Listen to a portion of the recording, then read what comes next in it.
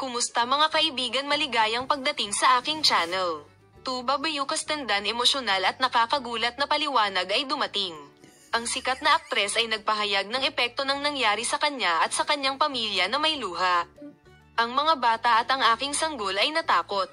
Si Tugba, na nagbahagi ng kanyang damdamin, ay sumagot sa mga tanong na pinag-uusapan ng lahat. Kamakailan lamang, sa Karangalan, ang malapit na talakayan kasama si Enjan at Curek, matapos ang pinainit na debate na Tugban raid sa agenda ng agenda ay nahulog sa agenda tulad ng isang bomba. Matapos ang insidente, ang pulisya ay umuwi na nakakagulat sa mundo ng magazine. Gayunpaman, ngayon ang mga bagong detalye ay nagpapakita na ang laki ng trabaho ay mas malaki. Sinabi ni Tugba tungkol sa nangyari sa gabi ng kaganapan.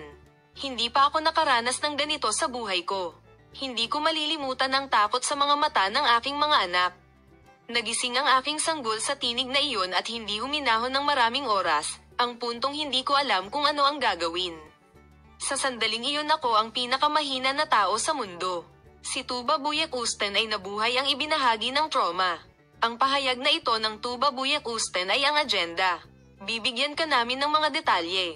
Panatilihin ang panonood ng aming channel, Palem.